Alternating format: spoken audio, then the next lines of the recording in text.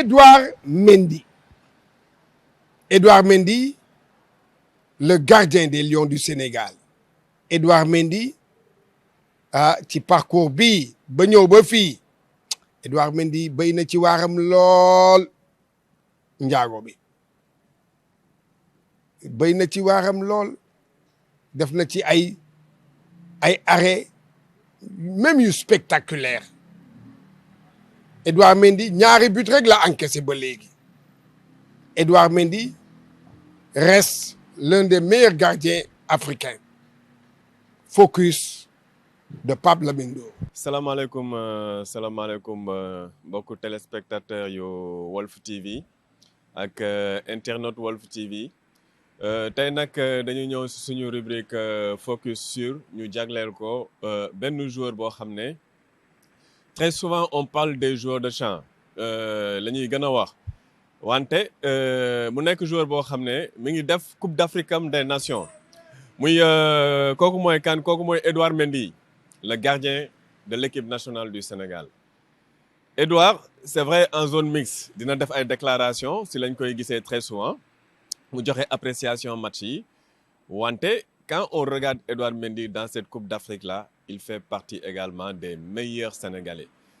parce que bu dul woon Edouard maanaam Sénégal mënoon na jël lu ëpp 2 buts en 5 matchs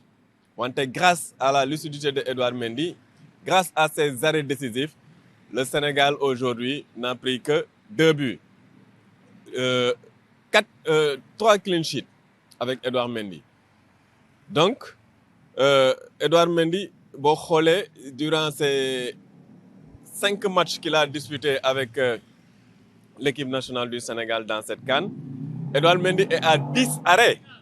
10 arrêts c'est énorme 10 arrêts c'est beaucoup 10 arrêts dont 8 décisifs 8 décisifs ça veut dire que Edouard Mendy est vraiment dans son tournoi il a vraiment les gants au chaud et au-delà même des arrêts décisifs yoo xam ne moom laa souligné nii les 10 arrêts dont les 8 décisifs dañu gis ne maintenant le jeu du Sénégal repose beaucoup sur les sorties de balle de Edouard Mendy je vois un gardien qui a une certaine maturité maintenant dans ses prises de décision quand il s'agit de sortir le ballon du affolé des fois Edouard sax dinañ ko teg pressing attaquant adverse bi dina ko teg pressing mais souvent avec calme avec sérénité il essaie toujours de jouer dans les petits espaces soit en relançant sur Idrissa Gana Gueye soit en sortant le ballon vers les côtés du côté de El Hadj Malick Diouf bu nekkee mooy football wala du côté de Krépin Diatta sur le côté droit donc ça veut dire tout simplement aujourd'hui Edouard bu ñu doon gis auparavant nga xamoon ne dafa amoon un jeu de pied un peu fébrile dans ses relances au pied gis nañ ne c'est un gardien dans cette CAN là seetlu nañ ne c'est un gardien qui s'est beaucoup amélioré avec son jeu de pied loolu c'est une avancée à saluer sportivement dans le jeu de Edouard Mendy l'autre chose boo xam ne Edouard Mendy mu ngi koy jouer en silence te ñu bëri xamuñu ko Edouard Mendy fait partie des 5 voix les plus écoutées dans les vestiaires parce que équipe nationale dafa am ay voix yoo xam ne te 5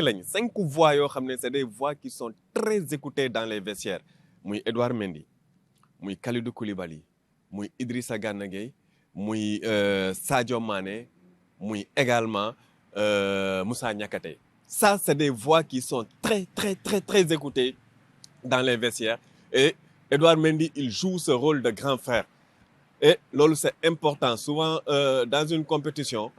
les joueurs qui ont une certaine expérience dañ ko war a jouer sur le terrain te Edouard mu ngi koy def sur le terrain pour un gardien à qui on te dit il touche au minimum 42 ballons par match comme un joueur de sang comme un joueur de champ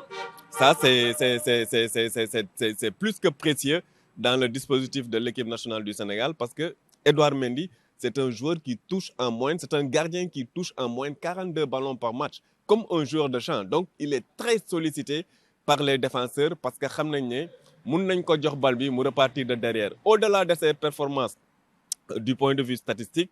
du point de vue comportemental gis nañ ne également c'est quelqu'un qui apporte un réconfort certain à ses petits frères et nu ma ko waxee woon sànq dans la tanière, il y a 5 voix qui sont écoutées et que ces 5 voix-là, Edouard Mendy en fait partie. Je rappelle que c'est Sadio Mané, je rappelle que c'est Kalidou Koulibaly, je rappelle que c'est Idrissa Gana Gueye, je rappelle également c'est Moussa Niakhaté. sànq dama leen doon wax souvenir souvenir souvenir